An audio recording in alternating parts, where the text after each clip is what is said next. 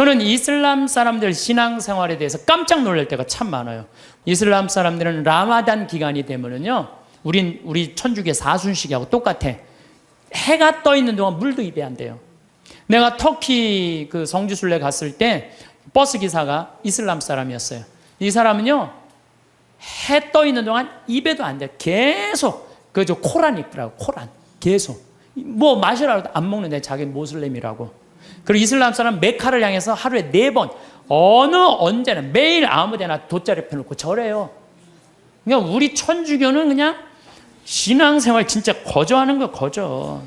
제가 어떤 신부님한테 들은 얘기인데, 나이가 꽤 드신 신부님이에요. 내가 호주 갔을 때 옛날에는 아침 기도 저녁 기도 굉장히 길었대요. 조가 만과, 찰만자 써갖고 만과, 아침 조가 만과. 그런데 이 신부님이 조가가 학교가 20km 떨어져갖고 늦게 일어나갖고 아침 기도를 못 바치고 그냥 학교를 가면요, 아버지가 밭에 나갔다 와서 엄마한테 물어본대요. 우리 아들 조가 바쳤느냐고. 아, 이놈이 늦게 일어나고 그냥 갔다고. 그러면 아버지가 쫓아온대요. 아들 이름 부르면서. 아들아, 기선아 기다려라. 그러고 아들 붙잡는데, 너 조가 바쳤느냐고. 안 바쳤다면 바치라고. 그 자리에 서서 그 조가를 다 바치고 갔대요. 근데 옛날에 조가가 여러분들 어떻게 했는지 알아? 성호경, 오벨에 5번 십자가에 절하고, 천주경, 성모경, 사도신경, 사제경, 관유하심을 구하는 경, 대회제경, 알지도 못해 무슨 기도인지, 도우심을 구하는 경, 사하심을 구하는 경, 호수천신송, 성계와 증인을 위하여 외우는 경. 내가 강의할 때 웬만하면 다 외워서 해요. 이건 아무리 외우려고 해도 안 외워지더라고. 참. 그 다음에 야수 성명도움. 옛날엔 예수님을 야수라고 해서 야수. 예수 성심 호칭기도. 성모를 찬송하는 경, 천주 10개, 성교 사규, 봉헌경. 이게 아침 기도였대. 요즘 아추기도 봉기도 아침 기도잖아요. 이것도 우리는 안 하잖아요. 근데 옛날에 이걸 다 아침에 일어나서 했다는 거예요. 만과, 성호경, 성령 강림송, 죄를 알게 하심을 구하는 경, 고제경, 과유하심을 구하는 경, 사하심을 구하는 경, 소외제경, 호수천신송, 성모 덕서 도서 소도문, 형제 친척 친구 은인을 위하여 외우는 경, 죽은 모든 이를 위하여 외우는 경, 삼덕송, 오사례 5가지 감사송, 천주께서 기르시고 돌보시는 은혜, 강생 구속의 은혜, 죄를 사해 주시는 은총의 은혜, 성교회로 인도하시고 천국으로 이끄시는 은혜. 이걸 외우고 잤다는 거예요. 옛날에 조가 만과. 요즘은 신앙생활 해는 건지 아닌 건지 모를 때 너무 많죠? 그리고 이 집은요, 형제가 7형제였는데 묵주가 9개가 내려오지 않으면요, 잠을 안 재웠대요. 묵주기도 5단을 바치고 잤다는 거예요. 참. 근데 내가 이걸 어디 가서 강의를 하니까요, 안양 중앙성당에 가서 강의를 하니까, 한 50분 된 정말 아주 참하고 예쁜 자매가 와서, 신부님 그 오빠가 우리 오빠예요. 그러더라고요. 근데 그 자매 하는 말이 자기 자모회장을 한대요. 그죠? 신부가 2, 수녀님 1 나왔다는 거예요. 그 나머지 형제들도 다 성당에서 봉사를 한다는 거예요. 하느님 일을 하는 집은요, 달라요.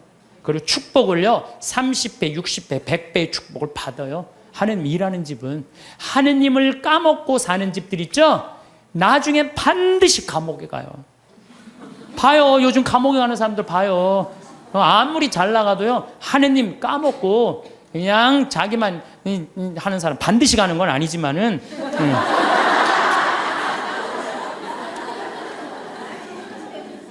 요즘처럼 성당 가려면 가고 말려면 말라는 식의 신앙교육이 아니었다는 우리 선조들은. 특히 여기 있는 엄마 아빠들, 자녀들 중고등학교 올라가면, 엄마 나 요즘 학원 다녀야 돼갖고 토요일 날 너무 바빠, 나 성당 가는 거 힘들어. 그러면은요, 이 엄마는 그래, 학원 대학이 더 중요하지. 자기가 교황님도 아닌데, 그래 너 중고등학교 때 내 사면해줄게 이라고 그냥 모른 척해요. 신앙이 어디로 밀려나는 건 2번째로 밀려나는 거예요. 첫 번째는 대학이니까. 그래갖고 그냥 애가 중고등학교 떠나면요, 영원히 떠나는 거예요. 하느님 이제 모르고 그냥 사는 거예요. 그 다음에 아무리 성당 나오라고 해도요, 성당 안 나와요.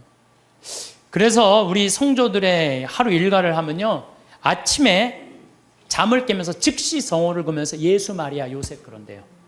눈 뜨면 뭐라? 예수 마리아 요셉 그래. 눈 뜨면 예수 마리아 요셉. 나도 신학교 때 내가 신학교 때 아침 기상종을 쳤어. 내 목소리가 크니까 기상종을 치면서 내가 베네디카무스 도미노, 이게 뭐냐면 주님을 찬미합시다라는 거. 아침에 그 기숙사 전체 강당에 내 소리가 다 울려요. 목소리 워낙 크니까. 그러면 이제 신학생들이 누워서 그 소리가 들리면은 침대에서 데오그라시아,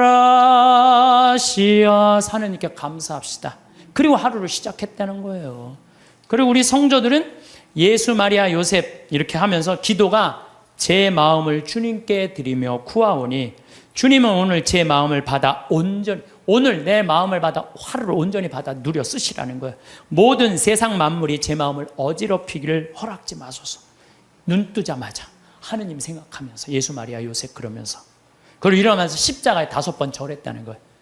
옛날에 부모님한테 일어나자마자 아침 문안 인사드리듯이 십자가에 5번 절했다는 거죠. 옷을 입으면서도 하느님 예전에 저를 벗기소서, 그리고 저를 새 사람으로 입히소서, 곧 저에게 예수님의 거룩한 마음을 입히소서.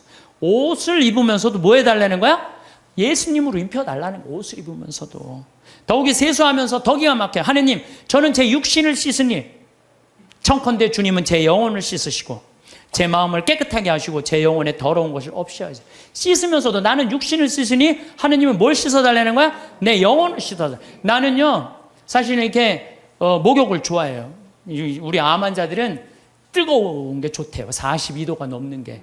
그래서 또 난 또 관절염도 있으니까 목욕 진짜 좋아해요. 네. 난 목욕하면 목욕탕 안에 있는 시간이 많잖아요. 탕 안에 있는 멀쩡하게 있는 게 좀 그렇잖아요. 근데 목욕탕에 있으면서 묵주기도를 항상 해요. 그래서 난 묵주기도를 하면서 참 미안했어요. 빨개 벗고 묵주기도 하는 게 미안했어요. 성모님한테도 미안하고 예수님한테도 미안하고. 근데 내가 이거를 구산성지 신부한테 들으면서요, 아, 우리 성도들은 세수를 하면서도 나는 내 영혼을 씻으니, 육신을 씻으니 당신은 영혼을 씻어. 나 그러면서 그때부터 안 미안했어요. 내가 이 영혼이 깨끗하고, 나 오늘 아침에도 여러분들 강의한다고 목욕했어요. 아침에 고통의 신비 5단에서 오늘 저 화요일이잖아요. 너무 좋아요. 그냥 마음이 차분한 거예요. 기도를 하면은. 우리 얼마나 좋아요. 얼굴을 씻으면서도 나는 내 육신을 씻으니 당신은 내 영혼의 더러운 것을 없이 하여 주소서. 식사할 때는 사도 바오로처럼 너희들은 먹거나 마시거나 혹은 다른 일을 행하거나 다 하느님의 영광을 위하여 돼. 우리 주 예수 그리스도를 통하여. 여러분 오늘 곤드레 밥 먹으면서 뭐라 그래? 내가 먹거나 마거나 다 누구를 위해서? 하느님의 영광을 위해서. 이야, 웬 곤드레 그냥 막 먹고 그냥 아무 생각 없이. 내가 먹는 이 힘도 다 누구를 위해서 쓰는 거? 하느님의 영광을 위해서 쓴다. 하느님의 영광을 위해서. 야, 나는 우리 선조들 이렇게 사는 모습을 보면서 정말 반성 많이 했어요. 그리고 일할 때 제 본분을 다하여 생활하면 저를 위함이 아니라 하느님을 위하며, 재물을 탐함이 아니며 교만함을 위함이 아니며 쾌락을 도모함이 아니라 겸손과 공로와 순명함을 위하며 땅에서 갚음을 바라지 않고 하늘에서 갚음을 바라나이다. 일을 하면서도 그 잘 때 제 영혼을 주님 손에 드리나이다. 거룩한 죽음을 맞게 하소서. 성도들은 하루 종일 하느님 속에서 살았다는 거예요. 그래서 내가 신학교 때 우리 신학생들이 모여갖고 한번 얘기해. 야, 우리 하루 성호 몇 번 긋냐? 하루 성호를 몇 번, 57번을 긋더라고. 하루 종일. 일어나서 긋죠? 아침밥 먹을 때 4번 긋죠? 그랬잖아요.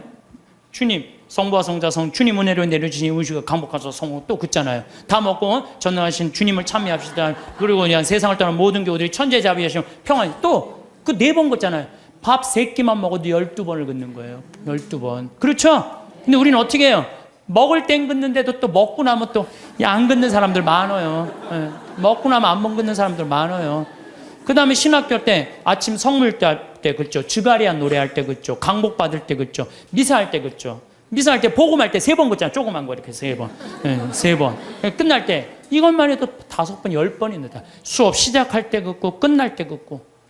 신학교는요, 체육 시작할 때도 가요. 운동할 때도 긋고.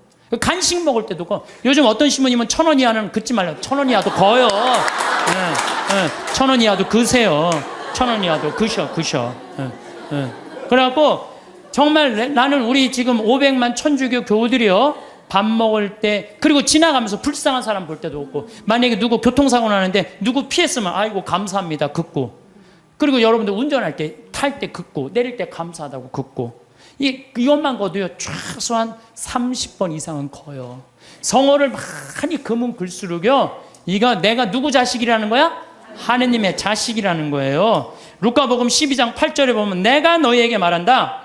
누구든지 사람들 앞에서 나를 안다고 증언하면 사람의 아들도 하느님의 천사들 앞에서 그를 안다고 증언할 것이다. 근데 여러분들 밥 먹을 때 남들이 보면 성당 안 다니는 친구들이 있으면 성어 긋는 거 좀 창피하잖아요. 그러니까 안 거. 그러면 안다고 증언하는 거 아니잖아요. 그럼 예수님도 하느님 천사 앞에서 안다고 증언할 것 같아요? 안 할 것 같아요? 증언 안 해. 그세요, 자신 있게. 한 번 긋고 두 번 그으면요 점점 자신 있어져요. 그세요. 미안할 거 하나 없어요. 왜? 하느님 꽉 붙잡고 살려면 어떻게? 거야 돼요.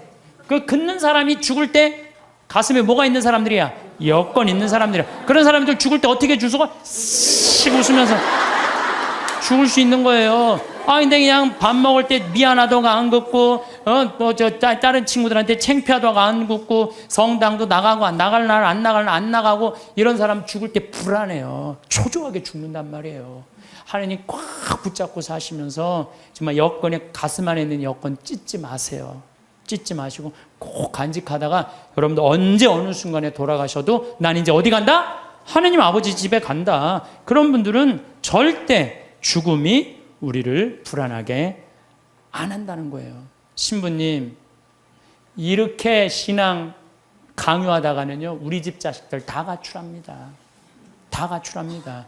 요즘 시대가 어느 시대인데 그렇게 물론 우리가 신앙교육을 잘못하는 게 있어요. 유대인들은요, 삶과 신앙을 분리하지 않습니다.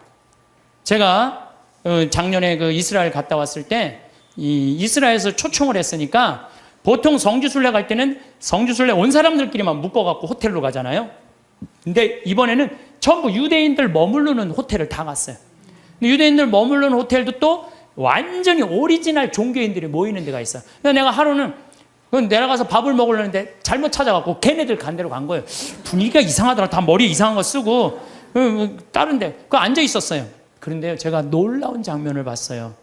아버지, 엄마, 아들, 딸들이 있는데 아들이 중학교 2학년쯤 돼보는 아이야. 머리에 키파라고 동그란 모자를 쓰고 모세오경, 토라를 걔네들은 성서를 읽으면서 흔들면서 읽어요. 이러고 계속 밤 나오기 전까지 계속 읽는 거예요. 근데 아버지가 그걸 흐뭇하게 지켜보더라고요. 근데 저쪽에 식탁에 앉은 놈도 이러고, 저쪽에 있는 걔네들이요, 누구나 다 안식일날 그날 이렇게 탁 이러고 성서를 읽더라고요. 우리나라에 지금 성당 다니는 애들이 밥 먹기 전에 어디 여행 가서 성서 이렇게 이러고 읽는 애들이 있어요? 한 명도 없어요. 삶과 신앙이 분리되어 있는 거예요. 성당 따로, 세상살이 따로 하는 거예요. 근데 유대인들은 성당과 세상살이를 분리하지 않는 거예요. 그러니까 우리나라는 이렇게 보면은 엄마는 성당 레지오 열심히 해, 아빠는 사목회 열심히 해, 애는 청년회 열심히 해, 딸은 성가대 열심히 해, 바깥에 나가서는 진짜 열심히 하는데 집에 들어와서는 서로 성당 안 다니는 척해요. 집에 들어와서는 같이 모여갖고 기도하거나 찬양하거나 마지막 기도 안 한다는 얘기예요. 저는 미사 끝날 때 우리 직원들하고 할 때는, 나는 미사 끝나고 난 다음에 직원이 네다섯 명이잖아요. 그러면요, 주군을 위한 기도, 형제를 위한 기도, 부모를 위한 기도, 자녀를 위한 기도, 부부를 위한 기도 다 바쳐요. 왜 바치는 아니라 바치면요 재밌어요. 그걸 바치면요 신나요.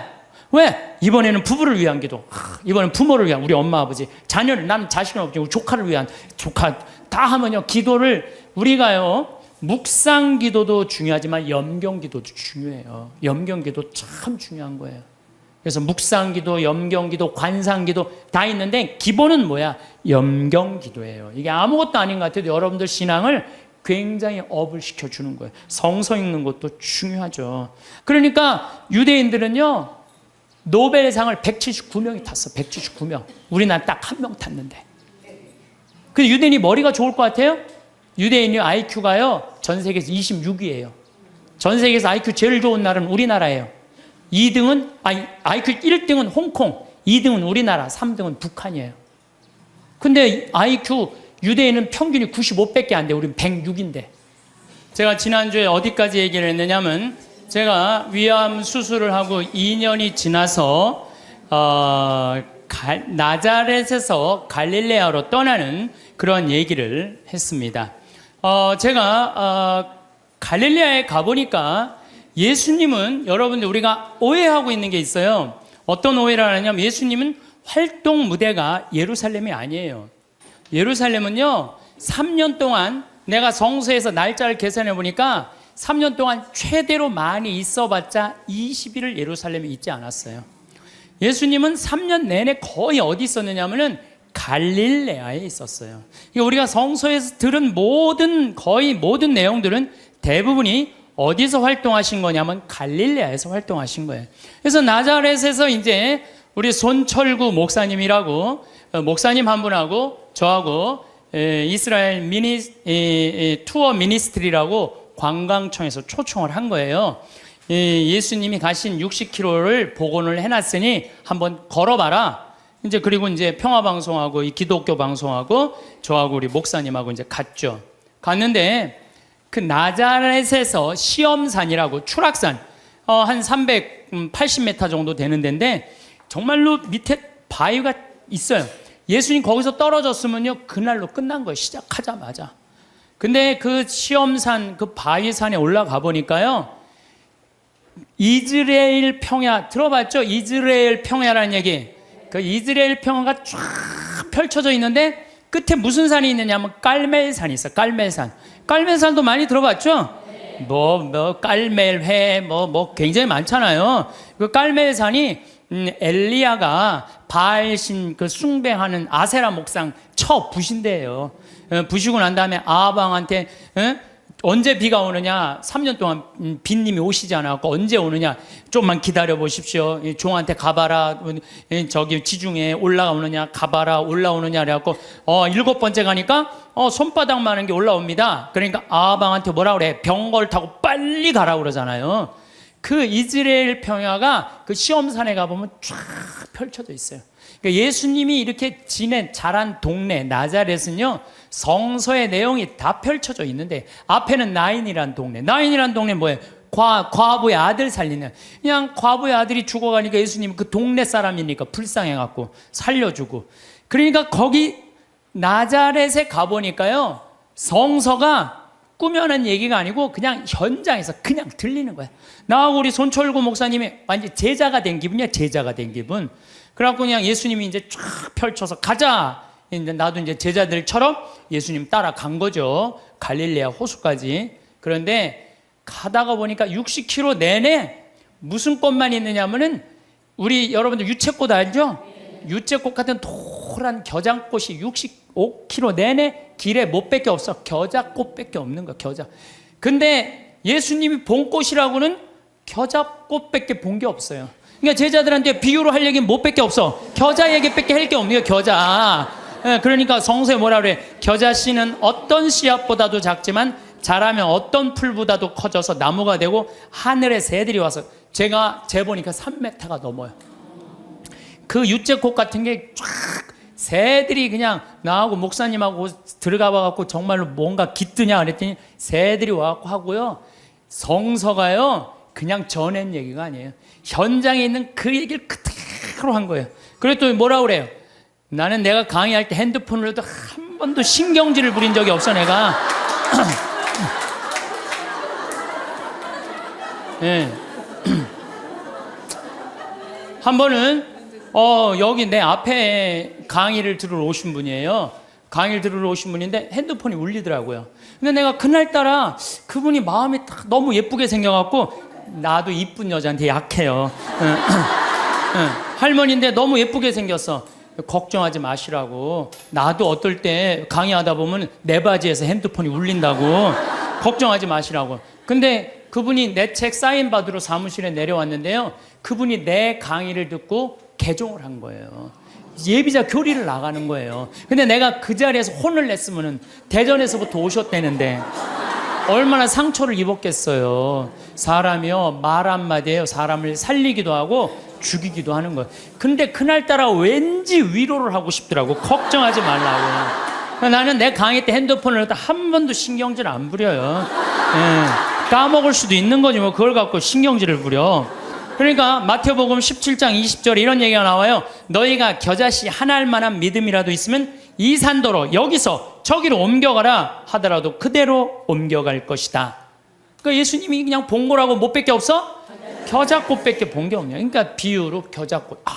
예수님이 겨자 얘기를 괜히 한 게 아니구나. 그래갖고 우리가 또 꽃을 그 열매를 해보니까 씨가 우리 제일 조그만 뭐라 그래 좁쌀보다도 훨씬 깨보다도 훨씬 작아요. 근데 이게 자라갖고 3m. 그러니까 제자들이 이해가 돼요 안 돼요? 이해가 되는 거예요. 2000년 지난 나도 이해가 되더라고요. 또 내가 3월 말서부터 4월 달부터 걷기 시작했는데 아네모네 꽃이 정말 아름다워요. 여러분들 성지순례 예루살렘으로 갈 거 없어요. 가려면 어디로 가야 돼? 갈릴레아를. 갈릴레아는요 북쪽이에요. 북쪽. 예, 남쪽. 예루살렘은 남쪽에 있고요. 예, 이 갈릴레아는 여기 사해가 있고 그 위에 예루살렘이 있어요. 여긴 예수님 활동 지역은 갈릴레아예요. 갈릴레아는요 학자를 만들고 싶으면은 예루살렘으로 보내고 돈을 벌게 하고 싶으면 갈릴레아로 해요. 여기는 완전히 옥토예요. 옥토. 경치도 얼마나 좋은지 몰라요. 천국이 따로 없어요. 그러니까 여러분들 맨날 성서 그냥 여기서 뒤져봐야 이해 안 돼요. 집에 있는 반지 팔아서 가보셔요. 네. 현장에 가는 게 중요해요. 현장에. 제발 성지순례 좀 가세요. 성지순례도 내가 말하듯이 가슴이 떨릴 때 가야지 다리가 떨릴 때 가면 안 돼요. 참. 아니, 여러분들, 우리가요, 성서, 예수님, 하느님 나라는요, 멀리 있는 게 아니야. 내 현장에 있어, 현장에. 근데 백날 돈 아까워서 거기 예루살렘 갈 거 없어. 갈릴레아만 가면 된다니까. 갈릴레아. 내가 내년 2월 달에 갈릴레아 또 가요. 네. 은혜가 너무 많아요. 왜? 예수님의 그 말씀 밀 얘기도 마찬가지야. 루카복음 6장에 보면 제자들이 안식일에 밀 이삭을 뜯어 먹어야 돼. 손으로 이렇게 비벼 먹었다 그러잖아요. 그래서 나도 밀밭에 들어가고 비벼서 먹어봤어요. 정말로 싱그럽고 맛있더라고요. 그러니까 이래서 제자들이 밀 뜯어 먹다가 혼났구나, 이 이방인들한테. 그 다음에 씨 뿌리는 사람 비유, 루카복음 8장 11절. 길밭, 돌밭, 가시덤불 가보니까 거기 화산 폭발지대가 있더라고요. 그러니까 거기에 보니까 화산 폭발이 있으니까 길밭도 있고 화산재들도 모아갖고 이렇게 길로 이렇게 해놓은 거 있잖아요. 우리 제주도에 가면 돌담길 그거 해놓은 거 똑같이 해놨어요. 돌담길. 그러니까 예수님이 이렇게 보다니까 이 밀도 길밭에 뿌려지는 거, 돌밭에 뿌려지는 거, 좋은 밭에 뿌려지는 거. 그러니까 예수님이 이렇게 길을 가면서 그 자리에서 다 가르친 거예요.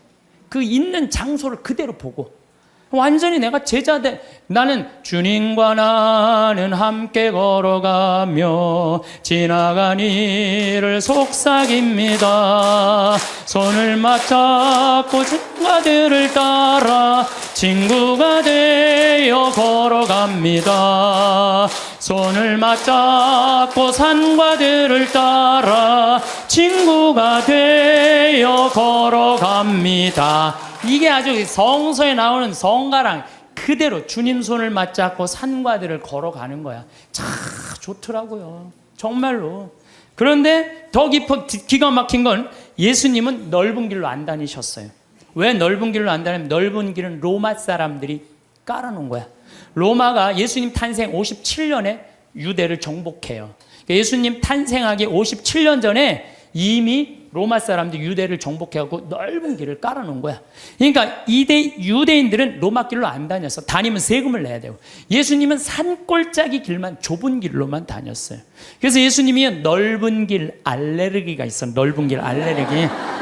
그래서 성서에 보면은요, 그런 얘기도 나와. 마태복음 7장 13절, 14절. 너희는 좁은 문으로 들어가라. 멸망으로 이끄는 문은 넓고 길도 널찍하여 그리로 들어가는 자들이 많다.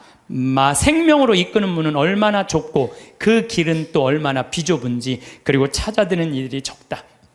제자들이랑 산골짜기 길 가면서 제자들한테 한 얘기예요. 좁은 길로 다녀라. 이 길이 바로 구원의 길이다.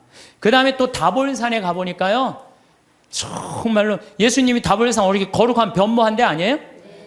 그런데 다볼산은요, 나잘에서도 보이고 나인에서도 보이고 30km 떨어진 갈릴레아에서도 보여. 다 보여. 그래서 이름이 다볼산이야. 어떻게 이름도 그렇게 잘 졌는지 몰라. 아니 2000년 전에 어떻게 이름을 다볼산으로 줬어?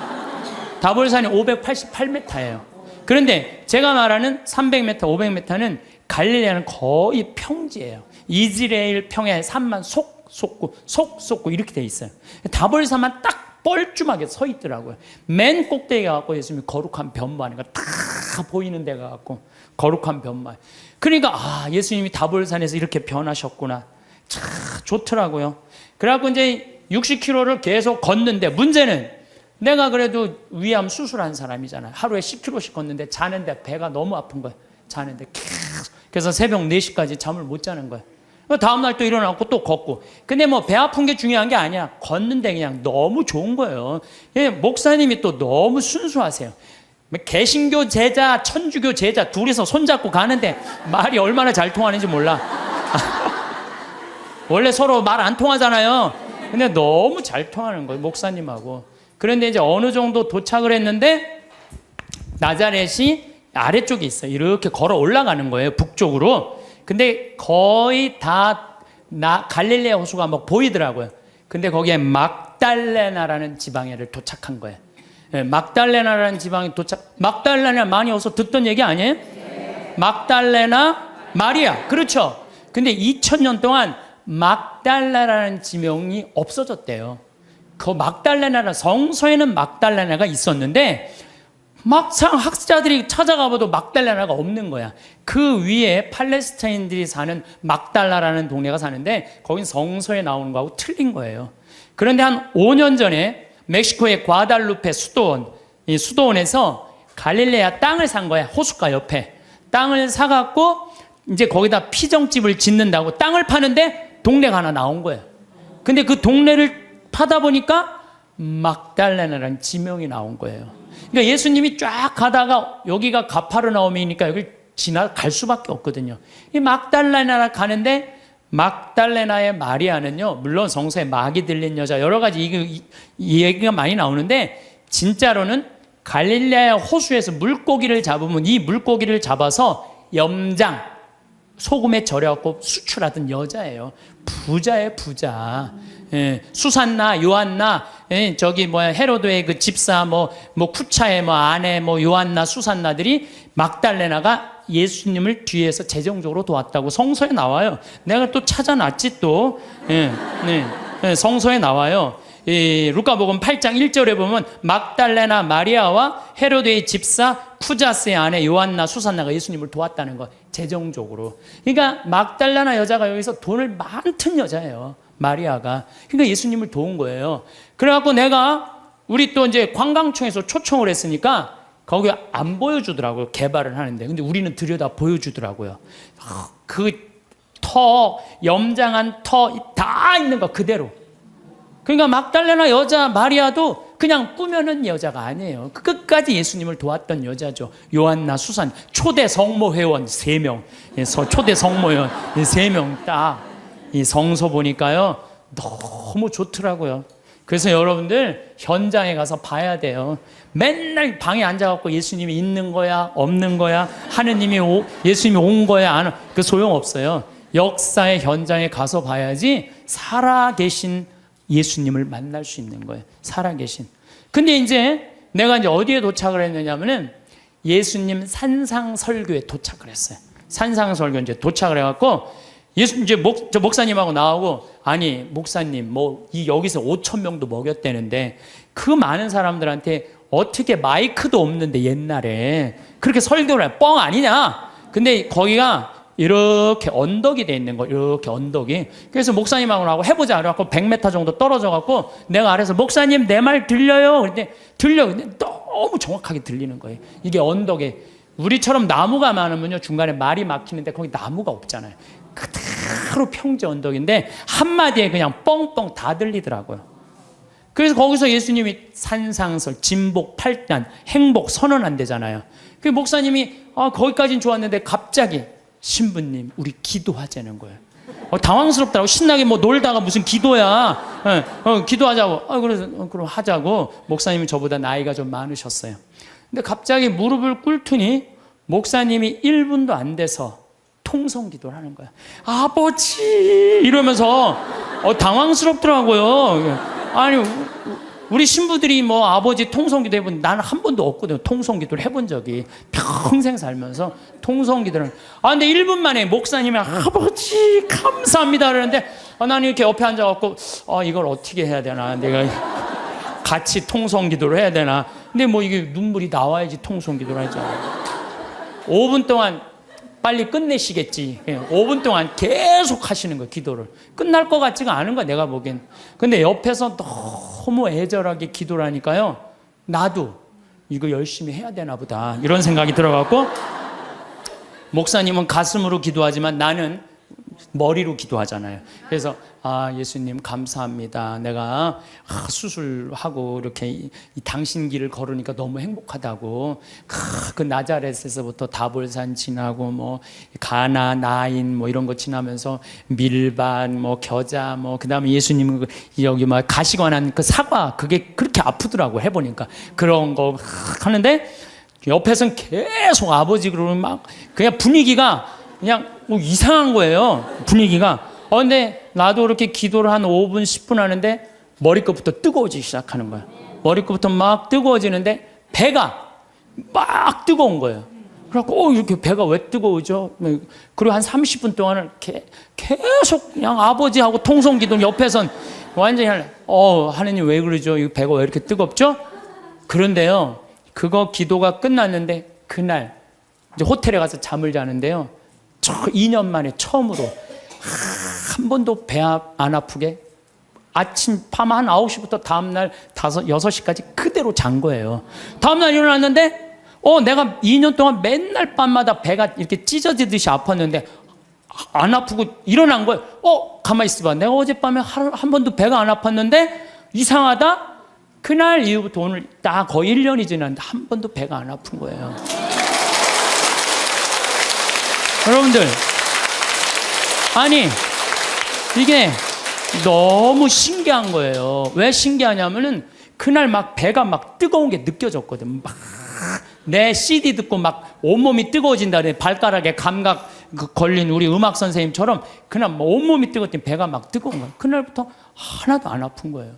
그러니까 내가 1년 동안 강의를 250번을 해. 매일 3시간 이렇게 3시간 4시간씩 강의해도 돌아다니는 거예요. 그래서 저는요, 그날 목사님 옆에 너무 붙어서 기도한 게 내가 효과를 본 것 같아요.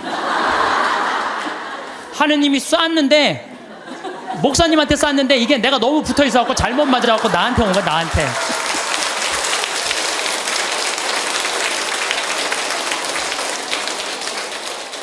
근데 사실은 저는 기적을 좋아하는 신분은 아니에요. 왜냐하면 이게 내 몸에 기적이 일어나면 인생 피곤해요. 기적이 일어나면 간증회로 돌아다녀야 될 거 아니에요. 그렇죠? 여러분들 기적이 일어나고 삶에 하나님의 은총이 꽉 있으면 간증 안 하면 그거 달란트, 마태복음 25장에 내가 너한테 달란트 5개 줬다. 주인님 5개, 10개 만들어 왔습니다. 3개 줬다. 주인님 6개 만들어 왔습니다. 하나 줬는, 나는 주인님이 무서워갖고 땅속에 묻어뒀습니다. 그랬더니 이 게으른 종아, 내가 그럼 이자라도 놔야 될 거 아니냐? 은총을 줬는데 말 안 하고 가만히 있고 살면은 내가 나중에 하나님한테 어떻게. 난 그래서 은총 주지 말라 이거예요. 내 인생 피곤하니까.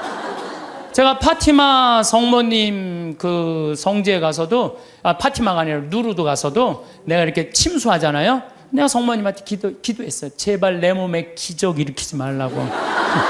인생 피곤하니까. 네. 그런데 제가 그런 체험을 하면서 여러분들 나만 그런 기적이 일어날까요? 여러분들은 이제까지 여기 계신 한 200여 분 앉아 계신데 여기 하느님 믿으면서 한 번도 하느님 체험 안 하셨어요? 다 했어요. 다 했어요. 근데 뭐가 문제예요? 까먹는 거예요. 까먹는 거예요. 맞아. 하느님이 나 그때 돌보신 거 맞아. 하느님이 돌보셨던 것 같아. 그런데 내가 먹고 살고 내가 마음이 편안하면요, 악마가 와서 살살 꼬셔요. 그 어쩌다 그렇게 된 거지. 하느님이 돌본 게 아니란다. 너 그렇게 하느님한테 돈 내놓고 시간 내놓고 그럴 필요 없어. 뭐하러 피곤하게 이렇게 희생하고 사니. 그래, 그 어쩌다 그런 거야. 이래갖고 하느님의 은총을 가볍게 만드는 사람들이 많은 거예요. 신앙은요, 기념이에요. 기념. 신앙은요, 기억이에요. 왜 유대인들이 파스카 축제, 지금으로부터 거의 한 4,000년 전에 벌어진 일을 아직도 기억하고 있어요. 신앙은 기억하는 거예요. 기념하는 거예요. 까먹지 않을 때, 하느님의 은총을 계속 되새길 때, 우리가 2000년 전 예수님이 최후의 만찬태한 성체성사 왜 아직도 기억하고 기념할까요? 예수님의 그 현존을 잊어먹지 않기 위해서 매 미사 때마다 재현하는 거예요. 있었다, 이게.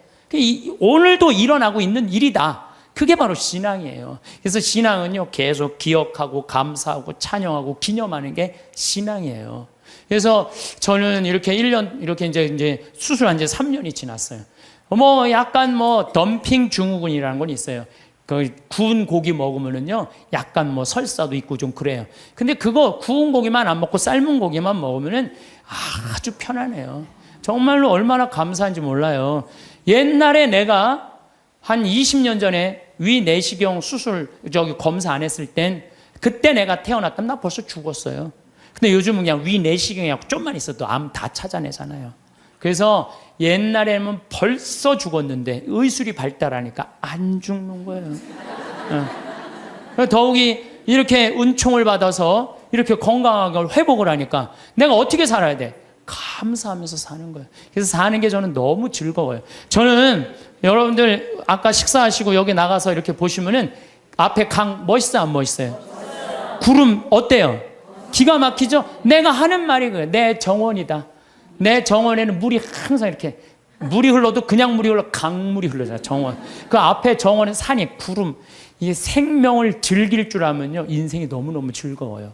내가 살아있는 걸 즐길 줄 알고 살아있는 걸 감사하잖아요.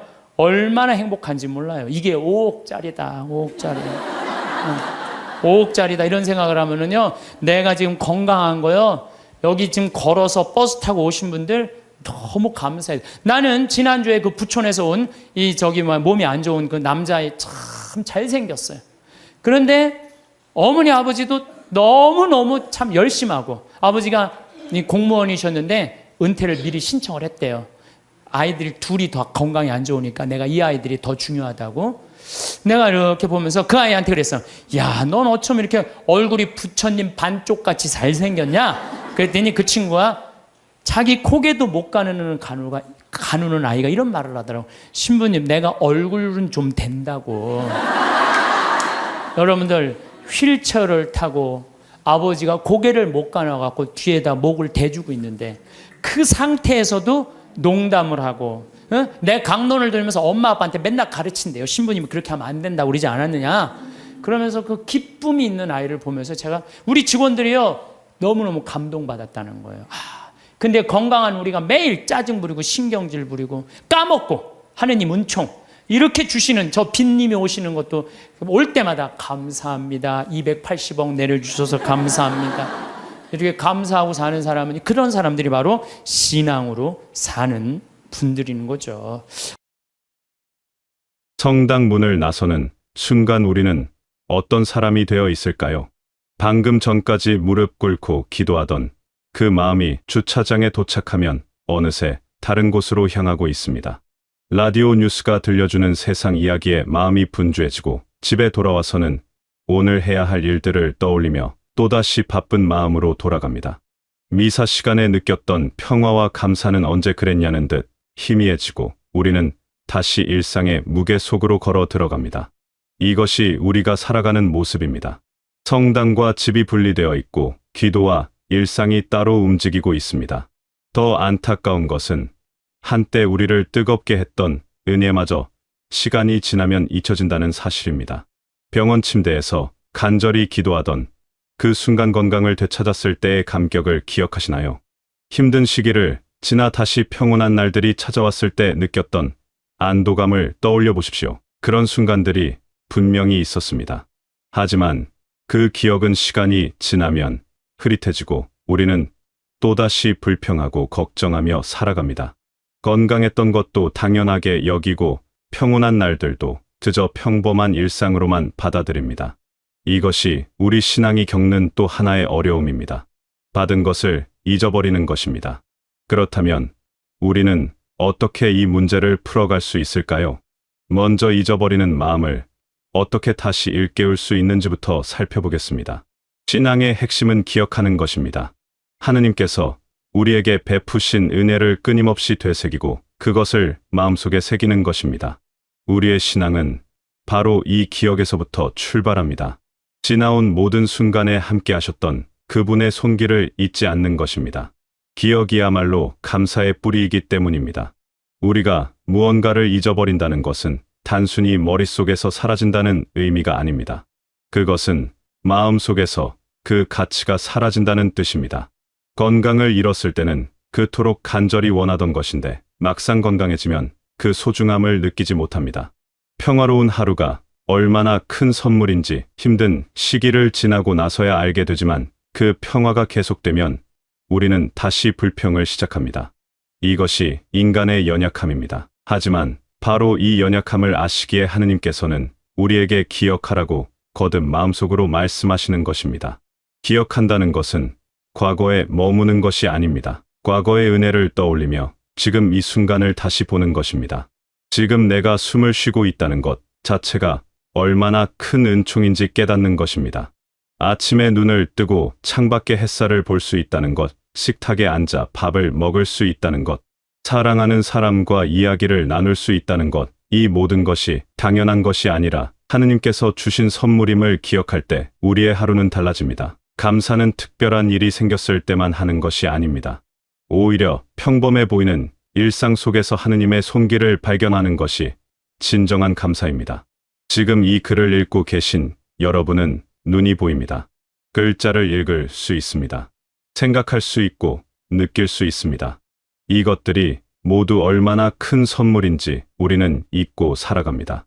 하지만 한번 상상해 보십시오. 만약 내일 아침 눈을 떴는데 아무것도 보이지 않는다면 어떨까요? 귀가 들리지 않는다면, 다리를 움직일 수 없다면 어떨까요? 그때 우리는 비로소 지금 이 순간이 얼마나 소중한지 깨닫게 될 것입니다. 그러니 우리에게 필요한 것은 새로운 은혜가 아닙니다. 이미 받은 은혜를 제대로 보는 눈입니다. 지금 내게 주어진 것들을 다시 바라보는 것입니다. 매일 반복되는 일상이 지루하게 느껴질 때 한 발짝 물러서서 생각해 보십시오. 이 평범한 하루가 누군가에게는 간절히 바라는 것일 수 있습니다.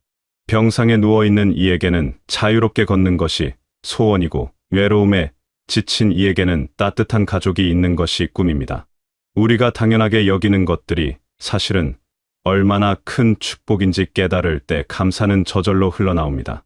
이렇게 기억하고 감사하는 마음이 자리 잡으면 우리는 자연스럽게 두 번째 문제로 나아갈 수 있습니다. 바로 신앙과 일상을 분리하지 않고 하나로 사는 문제입니다. 많은 이들이 신앙을 특정한 장소와 시간에만 국한합니다. 성당에 갈 때, 미사를 드릴 때, 기도할 때만 신앙인이 되고 그 외의 시간에는 세상 사람과 다를 바 없이 살아갑니다. 하지만 진정한 신앙은 그런 것이 아닙니다. 신앙은 삶 전체를 감싸는 것이어야 합니다. 우리의 믿음의 선조들은 이것을 잘 알고 있었습니다. 그들은 아침에 눈을 뜨면 가장 먼저 하느님께 감사의 인사를 드렸습니다. 밤새 무사히 잘 수 있게 해주신 것, 새로운 하루를 허락해 주신 것에 대한 감사였습니다. 세수를 하고 옷을 입을 때도 이 모든 것이 하느님의 은총임을 기억했습니다. 밥상 앞에 앉으면 이 음식이 어떻게 내 앞에 오게 되었는지 생각했습니다. 씨앗을 뿌리고 가꾸고 거두어들이는 모든 과정에 하느님의 손길이 있었음을 떠올렸습니다. 일을 할 때도 마찬가지였습니다. 손으로 무언가를 만들 때, 밭을 갈 때, 집안일을 할 때 그들은 그것을 단순한 노동으로 여기지 않았습니다. 하느님께서 주신 힘으로 하느님께서 맡기신 일을 하는 것으로 받아들였습니다. 그래서 모든 일이 기도가 되었습니다.